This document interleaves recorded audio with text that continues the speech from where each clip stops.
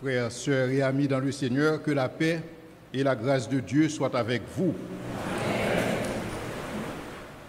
Garde ton cœur plus que toute autre chose, car de lui viennent les sources de la vie. Ce texte tiré dans le livre des Proverbes, chapitre 4, verset 23, en principe, ce texte est un prétexte pour vous introduire ce message ce matin, qui est assis sur le trône. Un de mes professeurs à l'école biblique, Greg Koukl, disait souvent « Ne lisez jamais un verset », au risque de prendre un texte en dehors de son contexte et d'en faire un prétexte. Donc le texte de ce matin, c'est tout simplement pour vous introduire au sujet. Mais le message va se dérouler dans le livre de Samuel, où je vais vous présenter deux personnages. Qui est assis sur le trône? Chers amis, notre cœur représente un trône. Et à partir de ce trône sont prises un ensemble de décisions. Et ces décisions non seulement affectent la qualité de notre vie, mais ces décisions affectent aussi nos semblables. Pourquoi? Parce que Dieu, en créant l'univers, il a voulu que son univers soit causal, c'est-à-dire un univers où nos idées, un univers où nos actions ont des conséquences, non seulement pour nous autres, mais pour le monde entier. Une décision prise en Haïti peut avoir des répercussions sur le monde entier.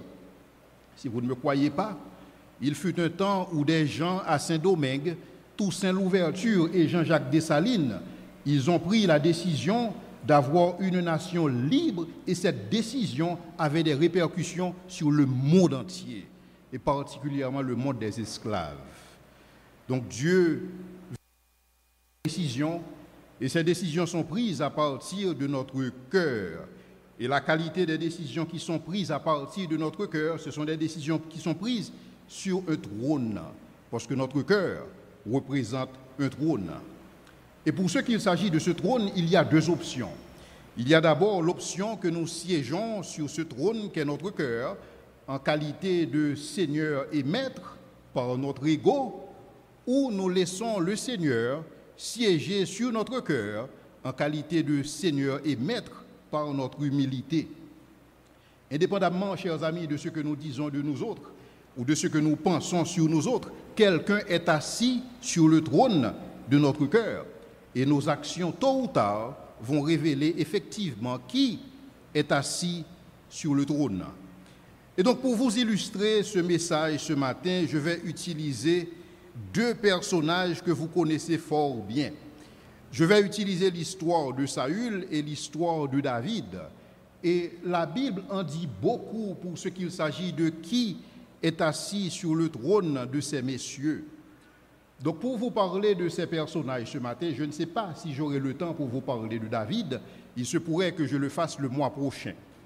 Cependant, je voudrais vous présenter leur ascension au pouvoir, leur cheminement en tant que roi et leur fin ou la fin de leur règne. Et pour ce faire, je vais utiliser le livre de Samuel, en principe le texte en proverbe qui dit que garde ton cœur plus que toute autre chose, car de lui viennent les sources de la vie. Ce texte n'est qu'un prétexte pour vous introduire ce message. L'histoire de Saül et de David en tant que roi d'Israël a commencé avec un désir exprimé par le peuple d'Israël, un désir de ressembler aux autres nations. Israël avait ce désir comme nous autres aujourd'hui. Nous avons le désir de ressembler à ceux qui ne sont pas des enfants de Dieu. Au cours de la semaine, je discutais sur un groupe WhatsApp.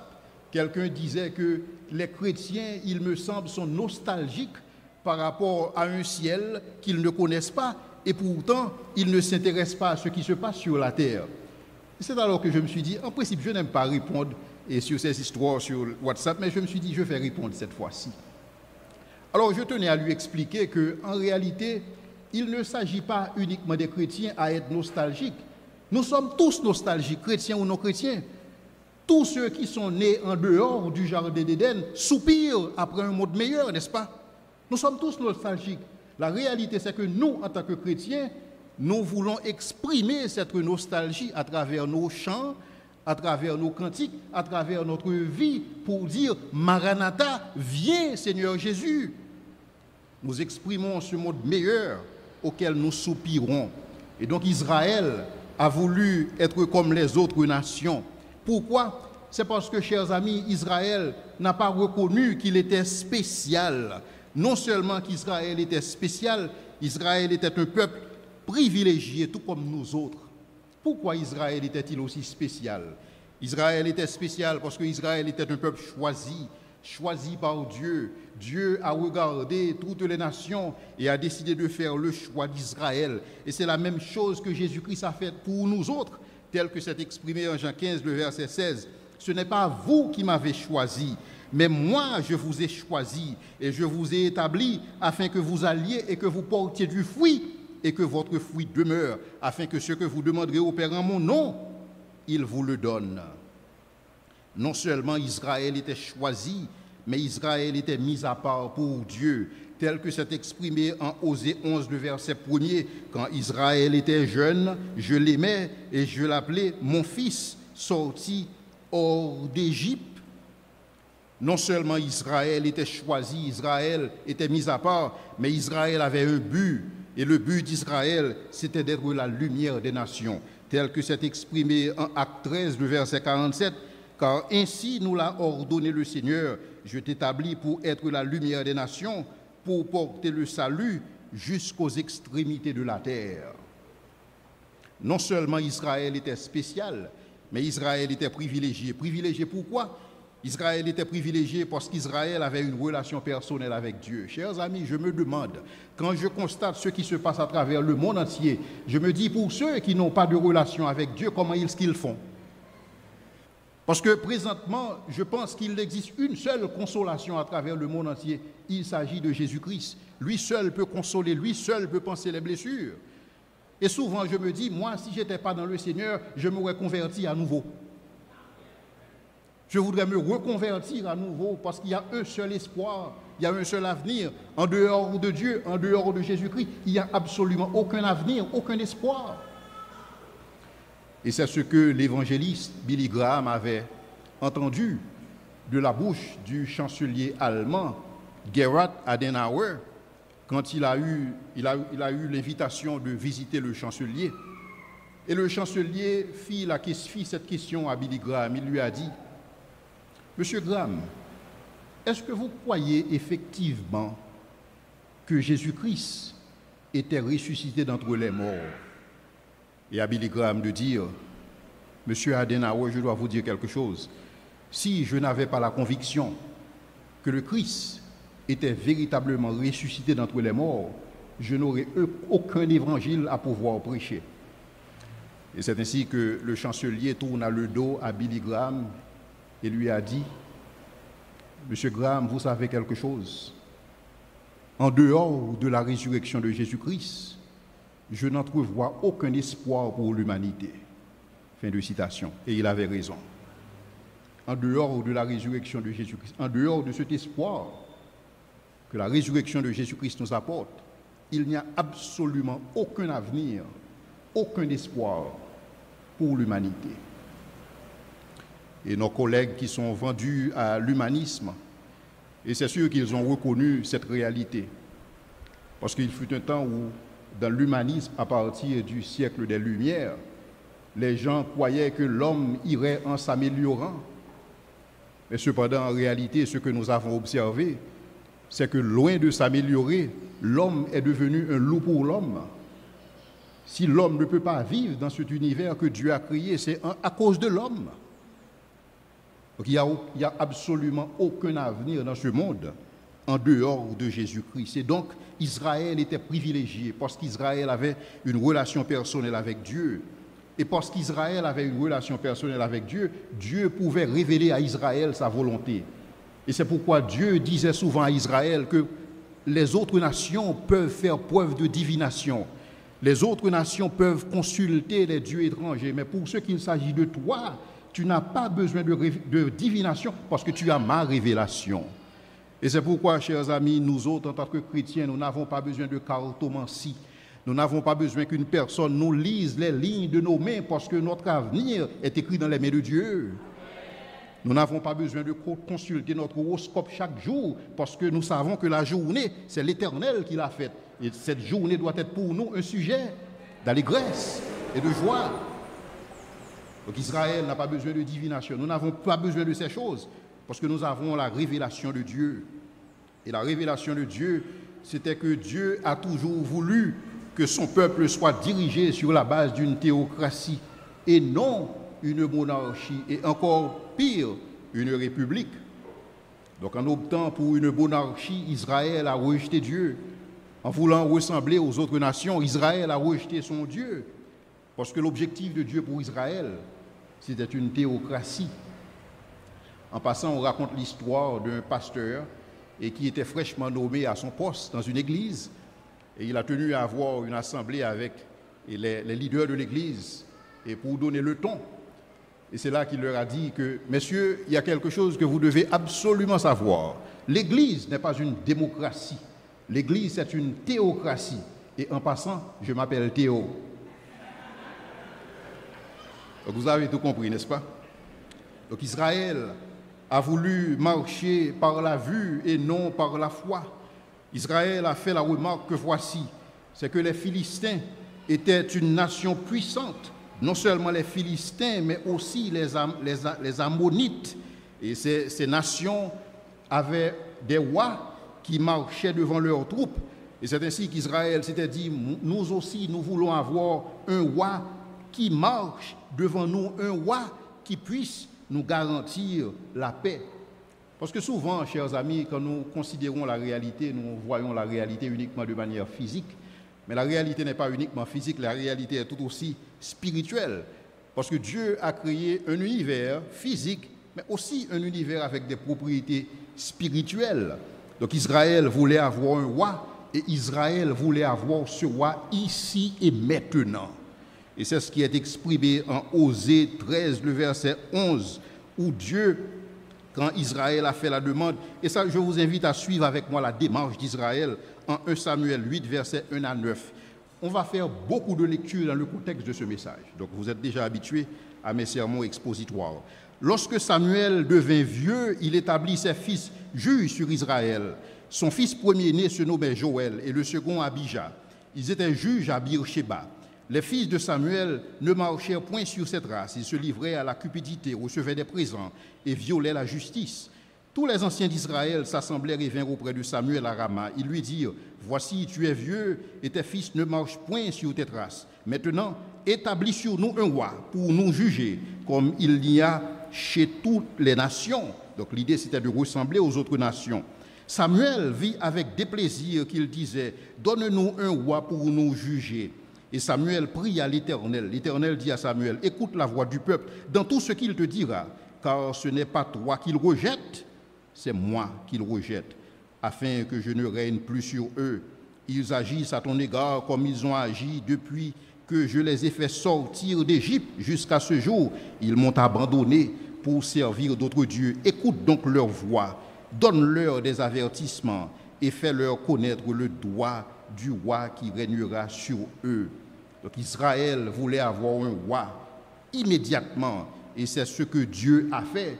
Dieu leur a donné un roi immédiatement, chers amis, mais Dieu leur a donné un roi dans sa colère. C'est ce qui est exprimé en Osée 13, le verset 11. « Où donc est ton roi, qu'il te délivre dans toutes les villes où sont tes juges, au sujet desquels tu disais, donne-moi un roi et des princes. Je t'ai donné un roi dans ma colère et je l'ôterai dans ma fureur. » Chers amis, comprenez bien ce principe. Malheur à celui à qui Dieu donne ce qu'il n'avait pas prévu pour eux. Malheur à celui à qui Dieu donne quelque chose qu'il n'avait pas en réserve pour lui. Et c'est ce qui est aussi exprimé dans le psaume 106, les versets 14 et 15. Ils furent saisis de convoitise dans le désert. Ils tentèrent Dieu dans la solitude. Et qu'a fait Dieu? Il leur accorda ce qu'ils demandaient, puis il envoya le dépérissement dans leur corps. Malheur à celui à qui Dieu donne ce qu'il n'avait pas en réserve pour lui. Chers amis, c'est une bénédiction de notre part que certaines de nos prières ne sont pas exaucées. C'est une bénédiction pour nous que Dieu n'exauce pas certaines de nos prières. Pourquoi? Parce que Dieu est sage et Dieu connaît l'avenir. À présent, chers amis, considérons le sujet d'étude. La personne que nous étudions ce matin, c'est la personne de Saül. Nous allons considérer son ascension au pouvoir, son cheminement en tant que roi, la fin de son règne et la fin de sa vie. Considérons à présent son ascension au pouvoir. Chers amis, vous connaissez déjà ce principe. Comme d'habitude, Dieu n'appelle pas ceux qui sont qualifiés, mais il qualifie ceux qu'il appelle. Et telle était la réalité, et pour David, et pour Saül. Nul n'était qualifié. En principe, dans les Écritures, nul n'est qualifié pour le service de Dieu. Personne ne peut se présenter devant Dieu avec ses compétences, avec son background, son arrière-plan pour dire « Seigneur, je peux ». Non, c'est Dieu qui qualifie. Et c'est ce que Dieu allait faire pour Saül, et c'est ce qu'il allait aussi faire pour la personne de David. Saül, cependant, ne voulait pas croire que Dieu puisse choisir quelqu'un comme lui pour être roi. Et c'est ce que nous lisons en 1 Samuel 9, versets 17 à 21, que je vous invite à considérer avec moi. Lorsque Samuel eut aperçu Saül, l'Éternel lui dit, « Voici l'homme dont je t'ai parlé, c'est lui qui régnera sur mon peuple. » Saül s'approcha de Samuel au milieu de la porte et dit, « Indique-moi, je te prie, où est la maison du voyant ?» Chers amis, écoutez bien. Saül ne connaissait pas qui était le voyant, c'est-à-dire qui était le prophète. Et je vais y revenir tout à l'heure. « Indique-moi, je te prie, où est la maison du voyant ?» Samuel répondit à Saül, « C'est moi qui suis le voyant. Monte devant moi au lieu et vous mangerez aujourd'hui avec moi.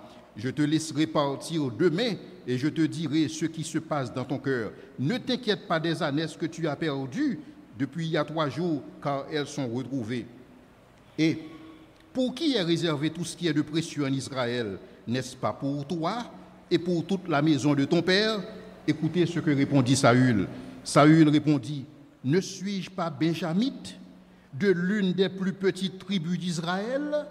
Et ma famille n'est-elle pas la moindre de toutes les familles de la tribu de Benjamin? Pourquoi donc me parles-tu de la sorte? » Et donc Saül ne pouvait pas croire ses yeux, il ne pouvait pas croire ses oreilles, que lui, quelqu'un comme lui, puisse devenir roi. Donc en dépit de son apparence physique qui plut à Samuel, comme d'habitude, donc Saül ne connaissait pas Dieu parce que Saül ne connaissait pas l'unique prophète d'Israël. C'est comme quelqu'un qui est chrétien, qui a vécu aux États-Unis et qui n'a jamais entendu parler de Billy Graham. Or, c'est l'évangéliste au XXe siècle, au XXIe siècle qui a prêché à autant de monde que possible. Et telle était la réalité de Saül. Ce que je vous invite aussi à lire en 1 Samuel 9, versets 5-6.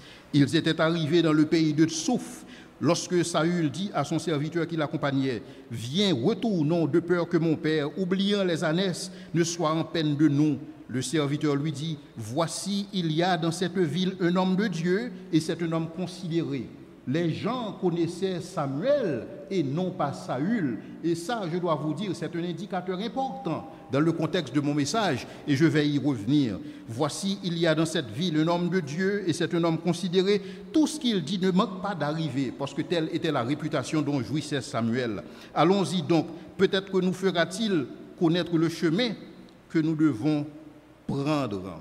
Troisièmement, Dieu, en dépit du fait que Samuel n'était pas prêt pour la mission, mais Dieu, cependant, allait revêtir Samuel d'une onction spéciale pour la mission. Et c'est ce que nous lisons en 1 Samuel 10, versets 6-9. 1 Samuel chapitre 10, versets 6-9. Samuel fit approcher toutes les tribus d'Israël et la tribu de Benjamin fut désignée. La tribu de Benjamin par famille et la famille de Matri fut désignée. Puis Saül, fils de Kis, fut désigné. On le chercha, on ne le trouva point. On consulta de nouveau l'Éternel. Y a-t-il un homme qui soit venu ici? Pourquoi? Parce que Saül ne voulait pas croire qu'il allait devenir roi.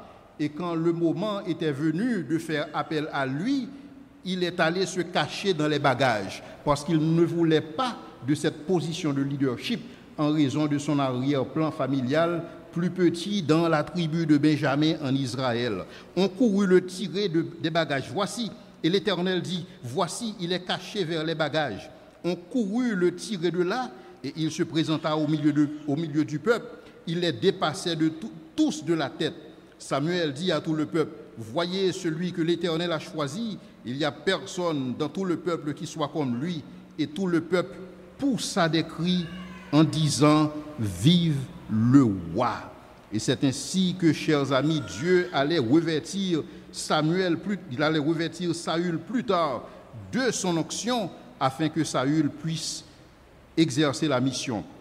Alors, le revêtement spécial que Dieu allait donner à Saül, c'était, si vous voulez, pour confirmer sa position en tant que roi, mais aussi pour conforter Saül dans le contexte de cette position. C'est ce que nous lisons, si vous voulez, en 1 Samuel chapitre 10, versets 26 et 27.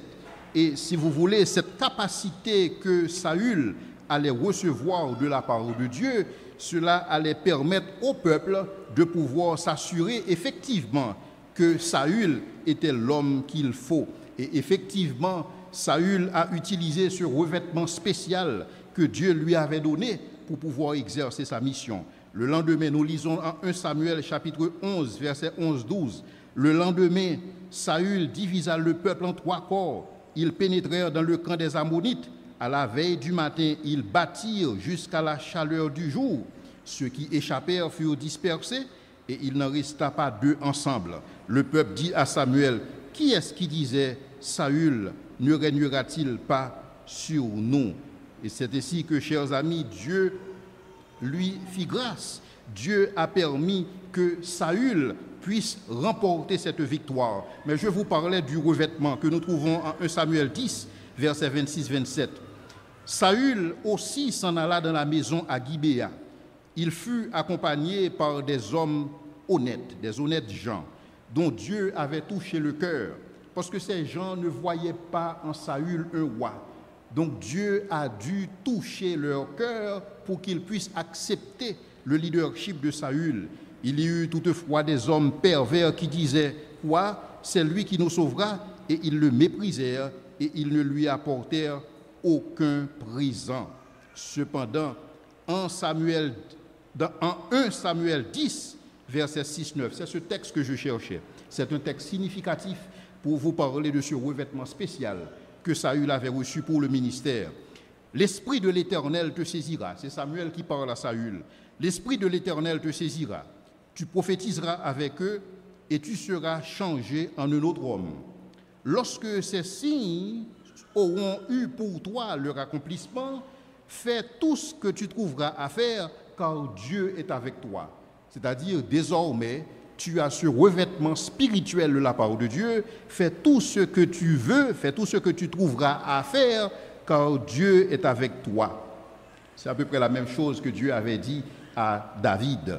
Donc, puis tu descendras avant moi à Gilgal, et voici, je descendrai vers toi pour offrir des holocaustes et des sacrifices d'action de grâce. Tu attendras 7 jours jusqu'à ce que j'arrive auprès de toi et que je te dise ce que tu dois faire. La Bible nous dit, écoutez bien ce verset, chers amis, dès que Saül eut tourné le dos pour se séparer de Samuel, Dieu lui donna un autre cœur. Et tous ces signes s'accomplirent le même jour. Et donc avec ce revêtement spécial dont Saül possédait, Saül pouvait exercer des actions militaires parce que l'une des responsabilités que Dieu avait confiées à Saül, c'était d'adresser le problème des Amalécites. Et donc Saül avait besoin d'un revêtement spécial pour pouvoir engager la bataille avec les Ammonites, avec les Amalécites. Et c'est ainsi que nous pouvons lire en 1 Samuel 11, verset 11-12, le lendemain, Saül divisa le peuple en trois corps. Ils pénétrèrent dans le camp des Ammonites à la veille du matin et ils les battirent jusqu'à la chaleur du jour. C'est-à-dire que Saül, quelque part, avec ce revêtement, il a eu gain de cause. Et chers amis, c'est là que les problèmes allaient commencer. Et le problème pour Saül, c'est que Saül a confondu revêtement spirituel et capacité personnelle. Et c'est souvent ce qui arrive dans notre vie aussi. Quand Dieu nous utilise, quand Dieu nous oint pour son ministère, nous confondons le revêtement de Dieu avec nos capacités spirituelles, avec nos capacités personnelles. Et c'est là que les problèmes en principe commencent. Cependant, l'apôtre Paul nous dit que cette assurance, en 2 Corinthiens 3, versets 4-5, cette assurance, nous l'avons par Christ auprès de Dieu. Ce n'est pas à dire que nous soyons par nous-mêmes capables de concevoir quelque chose comme venant de nous-mêmes. Notre capacité, au contraire, vient de Dieu. Chers amis, tout ce que vous pouvez réaliser, tout ce que vous pouvez faire, qu'il s'agisse dans votre vie personnelle, dans votre vie professionnelle, dans vos activités à l'Église, tout se fait en vertu d'une capacité dont Dieu vous a conférée. Et cette capacité ne vient pas de vous. Et c'est pourquoi la Bible nous instruit que nous portons ce trésor dans des vases de terre afin que cette grande puissance soit attribuée à Dieu et non pas à nous. Et c'est pourquoi nous allons voir plus tard un homme comme David dire « Non pas à nous, ô Éternel, non pas à nous, mais à ton nom donne gloire à cause de ta bonté, à cause de ta fidélité. » Et Saül, en confondant revêtement spirituel et capacité personnelle, il s'était retrouvé dans une situation très délicate. Et c'est ce que je voudrais vous présenter aussi dans le contexte de ce message. C'est ce que j'appelle les 7 péchés capitaux de Saül. La première chose que Saül a, le premier péché que Saül a commis, c'était de vouloir garder le pouvoir à tout prix. Tout ce qui importait pour Saül, c'était sa popularité et non l'obéissance à Dieu. C'est ce que je vous invite à lire en 1 Samuel 13, les versets 8 et 14. Écoutez bien. Il attendit 7 jours, selon le terme fixé par Samuel. Mais Samuel n'arrivait pas à Gilgal, et le peuple se dispersait loin de Saül. Alors Saül dit, « Amenez-moi l'holocauste et les sacrifices d'action de grâce. » Et il offrit l'holocauste, ce que Saül n'aurait jamais dû faire, parce que pour offrir un holocauste à Dieu, il fallait être un sacrificateur. Or, Saül était roi, il n'était pas un sacrificateur, mais cependant son nom figurait parmi la liste des prophètes. Donc on pourrait dire que Saül était quelque part prophète et roi. Mais cependant, dans l'Ancien Testament, il existe ce qu'on appelle une triple onction que Dieu avait anticipé que uniquement le Messie pourrait posséder. C'est-à-dire le Messie en la personne de Jésus-Christ. Il serait roi, il serait prophète et il serait aussi sacrificateur. Et c'est pourquoi dans les Écritures, vous allez voir, quand un roi s'arroge le droit d'offrir des sacrifices, ce roi est jugé automatiquement par Dieu parce que ce roi commet une violation à l'endroit de la personne du Messie. Et c'est exactement ce qui s'est passé dans le contexte de Saül. Comme il achevait d'offrir l'holocauste, ce qu'il n'aurait jamais dû faire, comme il achevait d'offrir l'holocauste, voici Samuel arriva. Et Saül sortit au-devant de lui pour le saluer. Samuel dit, « Qu'as-tu fait » Saül répondit, « Lorsque j'ai vu que le peuple se dispersait loin de moi, et que tu n'arrivais pas au terme fixé, et que les Philistins étaient assemblés à Micmash, je ne sais pas si vous voyez le langage, toutes ces excuses qu'il est en train de formuler. Saül répondit, lorsque j'ai vu, premièrement, que le peuple se dispersait loin de moi, deuxièmement, que tu n'arrivais pas au terme fixé, c'est-à-dire c'est à cause de toi, et non à cause de moi, c'est à cause du peuple, c'est à cause de toi. Mais personnellement, je n'ai rien à voir avec cette histoire. Et on va voir que telle était la conduite de Saül. Saül, c'était un roi qui n'a jamais eu l'opportunité de reconnaître ses erreurs. C'était soit le peuple, c'était soit Samuel, c'était soit les ennemis. Lorsque j'ai vu que le peuple se dispersait loin de moi et que tu n'arrivais pas au terme fixé et que les Philistins étaient assemblés à Micmash, je me suis dit, les Philistins vont descendre contre moi à Gilgal. Je n'ai pas imploré l'Éternel. C'est alors que je me suis fait violence. Je me suis fait violence pour pécher contre Dieu. Est-ce que vous avez compris la démarche de Saül? C'est un homme pervers. Il dit, c'est alors que je me suis fait violence et que j'ai offert l'holocauste. Samuel dit à Saül, tu as agi en insensé et tu n'as pas observé le commandement que l'Éternel, ton Dieu, t'avait donné. L'Éternel aurait affermi pour toujours ton règne sur Israël et maintenant ton règne ne durera point. L'Éternel s'est choisi un homme selon son cœur, et l'Éternel l'a destiné à être le chef de son peuple parce que tu n'as pas observé ce que l'Éternel t'avait ordonné. Parce que quand Saül était devenu grand à ses yeux, son cœur s'éleva pour le perdre. Et c'est ce qui peut aussi nous arriver, chers amis, quand nous avons la grosse tête, à cause de ce que Dieu fait pour nous dans nos vies, à cause de la façon dont Dieu nous utilise. Souvent nous pouvons faire la grosse tête. Et quand cela arrive, chers amis, dites-vous certainement que votre perte n'est pas loin. Parce que telle était la réalité de Saül. Donc premièrement, il a voulu garder le pouvoir à tout prix et sa popularité était beaucoup plus importante pour lui que l'obéissance de Dieu. Deuxièmement, il n'a pas consulté l'Éternel. C'est ce que nous lisons en 1 Samuel 14, versets 16 à 20. Lisons rapidement ce texte. Les sentinelles de Saül qui étaient à Gibéa de Benjamin virent que la multitude se dispersait et allait de côté ou de l'autre. Alors Saül dit au peuple qui était avec lui, « Comptez, je vous prie, et voyez qui s'en est allé du milieu de nous. » Ils comptèrent, et voici, il manquait Jonathan, celui qui portait ses armes. Et Saül dit à Akija, « Fais approcher l'arche de Dieu. » Car en ce temps, l'arche de Dieu était avec les enfants d'Israël. Pendant que Saül parlait au sacrificateur, écoutez bien ce qui se passe. Il fait appel au sacrificateur pour pouvoir consulter l'Éternel. Mais pendant que le sacrificateur allait consulter l'Éternel en sa faveur, il a demandé au sacrificateur de s'arrêter. Le tumulte car en ce temps-là, l'arche de Dieu n'était pas avec les enfants d'Israël. Ça, c'est une parenthèse que l'auteur nous ouvre dans ce chapitre pour pouvoir situer l'arche dans son contexte.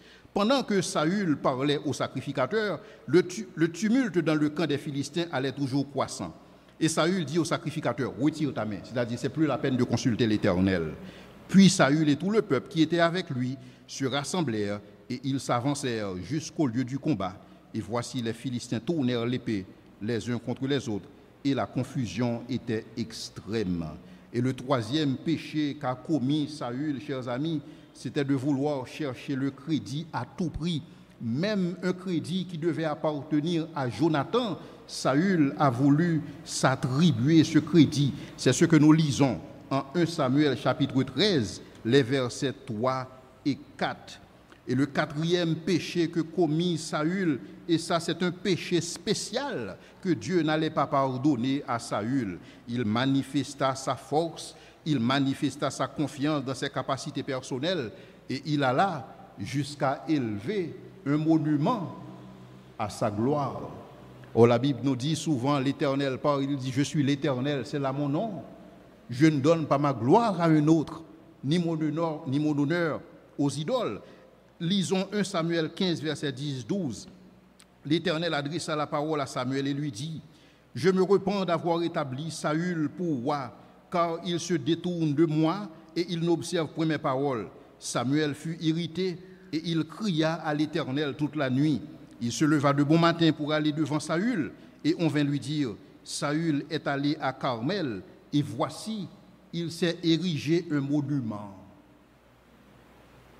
Et si vous lisez dans la Bible en anglais, enfin NIV ou n'importe quelle autre version de la Bible, vous allez voir, il s'est érigé un monument to his glory, pour sa gloire. Et c'est ce que Saül a fait. Saül n'avait pas compris que Dieu, comme je l'aime répéter, Dieu a fait de nous des monuments pour sa gloire. Pendant que les monarques, pendant que les grands de ce monde s'érigeaient des statues de pierre, pour les représenter dans tous les lieux de leur domination, Dieu, le roi des rois, a décidé de se faire ériger des statues de chair que nous sommes. C'est-à-dire, chaque personne ici présente, vous êtes un monument érigé à la gloire du Dieu très haut. Et c'est pourquoi vous ne pouvez pas constituer un monument placé en face de vous qui saurait vous donner de l'honneur. Et c'est exactement ce que le péché, ce que Saül a commis en tant que péché. C'était son quatrième péché. Son cinquième péché, c'est que Saül a désobéi à Dieu pour suivre, pour écouter la voix du peuple. C'est ce que je vous invite à lire avec moi. Je vous avais dit qu'on aurait beaucoup de lectures à faire ce matin. Et 1 Samuel 15, verset 1, verset 2, verset 3 et verset 9. Samuel dit à Saül, « C'est moi que l'Éternel a envoyé pour oindre sur son peuple et sur Israël. » Écoute donc tout ce que dit l'Éternel. Ainsi parle l'Éternel des armées. Je me souviens de ce qu'Amalek fit à Israël lorsqu'il lui ferma le chemin à sa sortie d'Égypte. Va maintenant, frappe Amalek et dévouer par interdit tout ce qui lui appartient, et tu ne l'épargneras point, et tu feras mourir hommes et femmes, enfants, nourrissons, bœufs et brebis, chameaux et ânes. Et je pense que c'est un texte où je devrais nécessairement m'arrêter parce que c'est un texte qui souvent est utilisé par les athées pour dire que notre Dieu, ce n'est pas un Dieu qui est moral. Si ce Dieu peut demander qu'on exerce un tel jugement sur des femmes, sur des enfants, même des nourrissons, ce Dieu n'est qu'un monstre. Chers amis, il y a quelque chose que vous devez absolument comprendre. Quand Israël sortit d'Égypte, les enfants d'Israël traînaient encore en chemin. Et c'est alors que les Amalécites tombèrent sur les enfants d'Israël et ils ont commencé par tuer tous ceux qui traînaient à l'arrière, c'est-à-dire les femmes, les enfants, les nourrissons. Et quand cela s'est produit, et c'est alors que plus tard, cette bataille aurait lieu dirigée par Moïse au sommet de la montagne, si vous vous souvenez de l'histoire. Moïse était assis sur un rocher et à côté de Moïse se trouvaient Aaron et Hur qui soutenaient ses mains. Quand les mains de Moïse étaient levées, Israël avait gain de cause. Quand ses mains étaient baissées, les Amalécites avaient gain de cause. Et Dieu avait dit, à cause des mains levées vers le trône de Dieu, il y aura guerre contre les Amalécites de génération en génération. Voici ce que l'Éternel avait dit par la bouche de son serviteur Moïse. À cause des mains levées vers le trône de Dieu, il y aura guerre contre les Amalécites. Et justement, quand Dieu a appointé quelqu'un comme Saül, sa responsabilité c'était d'adresser ce problème des Amalécites. Or, il se trouve que ces Amalécites, comme les Cananéens, c'était des gens qui avaient cette coutume de faire passer leurs enfants par le feu. Et c'était des gens qui avaient des pratiques vraiment barbares. Et Dieu n'a pas voulu qu'Israël apprenne de ces pratiques. Et donc, d'où ce tort d'exterminer. En sorte qu'Israël puisse rester un peuple pur qui n'apprend pas de ces nations aux alentours pour ce qu'il s'agit des Amalécites. Pour ceux qui veulent sonder beaucoup plus en profondeur ce que je viens de vous dire, j'ai récemment lancé une chaîne YouTube où je présente un ensemble de conférences apologétiques. Et ça, c'est l'un des thèmes que j'ai traité dans le contexte d'une conférence apologétique, à savoir pourquoi cette destruction des Amalécites, des Cananéens, pourquoi Dieu a été aussi sévère dans l'ordre qu'il a intimé, qu'il s'agisse de Josué et qu'il s'agisse de Saül et même plus tard envers David et l'homme selon son cœur. Le prochain verset, mais Saül et le peuple épargnèrent Agag et les meilleures brebis, les meilleurs bœufs, les meilleures bêtes de la seconde portée, les agneaux gras, tout ce qu'il y avait de bon, c'est-à-dire tel n'était pas l'ordre de l'Éternel. L'ordre de l'Éternel, c'était d'anéantir. Mais cependant, Saül et le peuple épargnèrent Agag. Agag, c'était le roi des Amalécites. Et les meilleurs brebis, les meilleurs bœufs, les meilleures bêtes de la seconde portée, les agneaux gras et tout ce qu'il y avait de bon, ils ne voulurent pas le dévouer par interdit. Et ils dévouèrent seulement ce qui était chétif, ce qui était méprisable. Et donc, d'où le péché de Saül qui désobéit à Dieu pour suivre la voie du peuple. Le sixième péché de Saül, c'est que Saül a menti à Samuel en face et il n'a jamais reconnu sa faute. C'est ce que nous lisons en 1 Samuel 15, verset 13-15. Samuel se rendit auprès de Saül et Saül lui dit, « Sois béni de l'Éternel. » J'ai observé la parole de l'Éternel. Quelle parole a-t-il observé, chers amis? Il n'a pas observé la parole de l'Éternel, mais tout simplement, il tenait, si vous voulez, à flatter l'ego de Samuel pour lui faire comprendre quel type de roi est-ce qu'il était. J'ai observé la parole de l'Éternel. Samuel dit, « Ah bon, tu as observé la parole de l'Éternel? Alors qu'est-ce donc ce bêlement de brebis qui parvient à mes oreilles et ce mugissement de bœuf que j'entends? » Écoutez ce que répondit Saül. Saül répondit, « Ils les ont amenés de chez ils. » Ce n'est pas lui.